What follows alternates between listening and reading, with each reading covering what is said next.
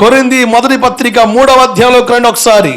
పౌలు భక్తుడు ఓ చక్కని విషయాన్ని తెలియజేస్తాడు. కొరింథీ పత్రిక మొదటి పత్రిక 3వ అధ్యాయం 16వ వచనం. మీరు దేవుని ఆలయమై ఉన్నారని, దేవుని ఆత్మ మీలో నివసించున్నారు మీరు ఎరుగరా? ఎవడైనా దేవుని ఆలయమును పాడు చేసిన యెడల వానిని పాడు చేయును. దేవుని ఆలయము పరిశుద్ధమై ఉన్నది. మనం దేవుని ఆలయాలుగా మారాలి. మనమే ఒక దేవుని మందిరంగా మారాలి. దేవుడు నివసించే స్థలముగా మారాలి. జాగ్రత్త ఉండండి. మందిర అనుభవంలోకి వచ్చేవాళ్ళు గమనించండి. మందిరానికి రావడం వలన, దేవుని సన్నిధికి రావడం వలన నీ కుటుంబం మీద ఏ తెగులు పనిచేయదు. ఆమేన్. ఏ కీడు పనిచేయదు. ఆమేన్. ఏ నష్టం వాటిల్లదో.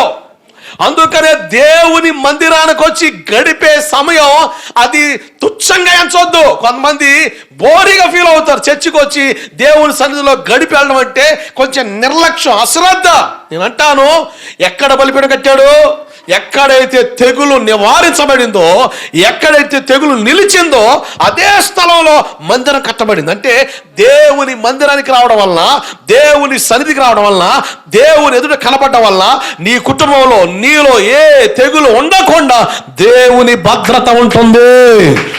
గట్టిగా చమలు కొట్టు స్తోత్రం చెప్పు. ఎర్రి మోకాళ్ళు వేసుకుని చూడకండి. దేవుడికి స్తోత్రం కలుగునగాక. హల్లెలూయా. ఇప్పుడు చెప్పండి, దేవుని మందిరానికి రావడం వల్ల మేలా కీడా? ప్రయోజనమా నిష్ప్రయోజనమా? ఉపయోగమా ఉపయోగం లేదా? అవసరమే లేదా? ఏదో చాలా కష్టంగా చెబుతున్నారు మనుషులు. అవసరమే. నువ్వు ఎంత చెప్తే మేము ఎటు చెప్పేదయ్యా? వాక్యంతో పొడిచి లేపుతుంటే చెప్పేదేమో ఉంది. అవసరమే. అవసరమే కానీ మా అవసరాలు కూడా ఉంటాయిగా. అబ్బా ఏంది అవసరాలు? ఉపయోగం లేని అవసరాలు దేనికండి? జాగ్రత్త. నిజం, నేను ఒక విశ్వాసిగా గడిపేటప్పుడు ఒక్క ఆదివారం కూడా మిస్ అవ్వకుండా దేవుని మందిరానికి వెళ్ళడానికి ఇష్టపడ్డా. పొదల్లో దాక్కొని వాక్యం వినడానికి ఇష్టపడ్డా. మీకులాగా స్వేచ్ఛగా కూర్చొని వాక్యం వినే దాఖలాలు నాకు లేవు. దాక్కొని వాక్యం విన్నాను నేను. 6 నెలలు దాక్కొని వాక్యం విన్నా. మీకు ఎంత భాగ్యం ఇచ్చాడండి దేవుడు. లేబుతుంటే గీరగా, ఇంకా గిరాకీగా సమాధానం చేతి వస్తాలేబా. తేడా పడ్డాగా నెట్టుకుంటా దేవుని శుద్ధించుడి. నీ శుద్ధి ఎవడికి కావాలి రయ్యా? తేడా పడ్డాక ఆ ఊపిడింది. అదేదో ముందర రావచ్చుగా. నిజమండి. మీ జీవితాల్లో ఒకటి గమనించండి. దేవుని సన్నిధి నేను తోలనాడును 10 మంది లేపి కూర్చోబెట్టే పరిస్థితి అయితే తప్ప రవ్వంత ఓపిక ఉన్నా మెల్లగా బలాన్ని కూడగట్టుకొని ఎక్కడికి అడుగులేస్తా? మందిరంలోకి అడుగులేస్తా. దేవుడికి స్తోత్రం కలుగునుగాక. హల్లెలూయా.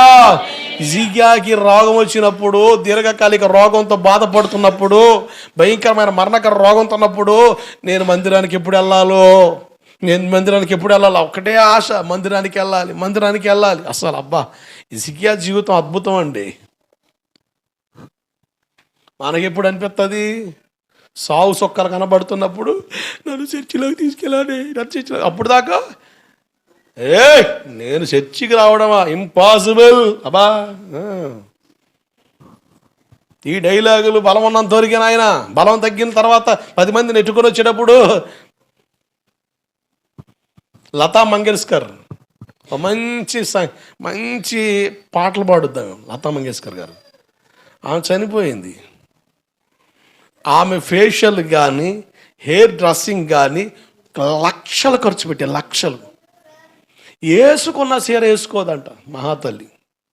బేవత్సమైన డబ్బు. ఆమె చివరి దశ హాస్పిటల్లోనే గడిచింది. ఆమె అంటది,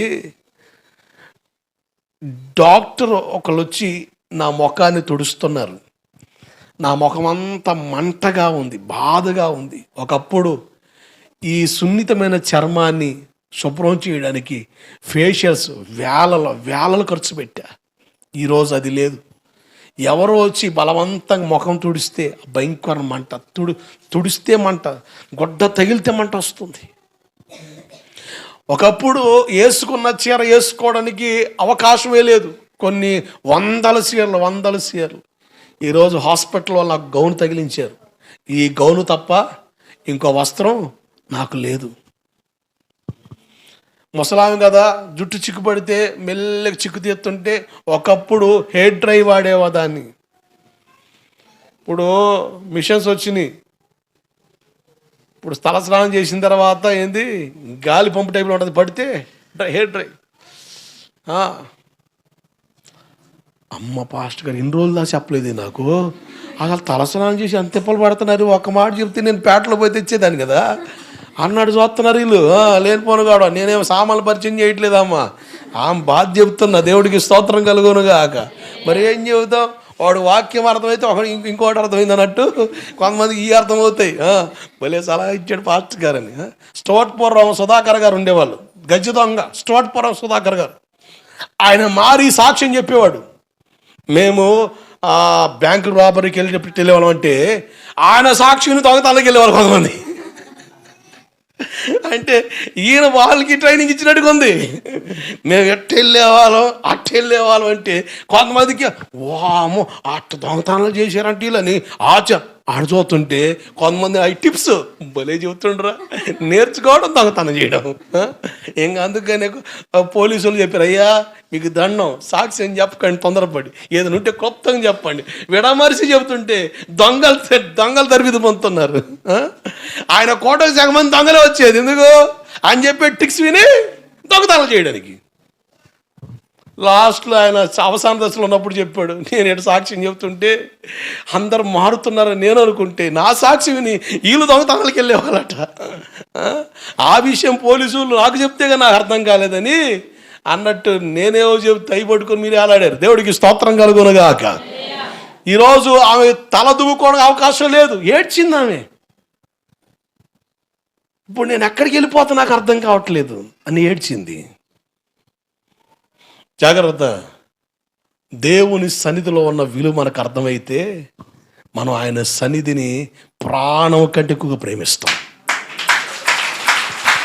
దేవుడికి స్తోత్రం కలుగునుగాక.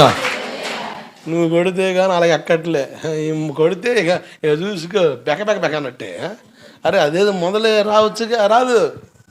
కొడితే బాగుంటుందో కొట్టకపోతే బాగుంటుందో చూస్తూ ఉంటాం. ఎట్టిది ఉలుకు పలుకు లేకుండా ఉండక. దేవుడికి స్తోత్రం కలుగునుగాక. తెగులు నివారించబడిన స్థలంలోనే బలిపీట కట్టబడింది. ఆ బలిపీట కాడే సొలొమోను మందిరం కట్టాడు.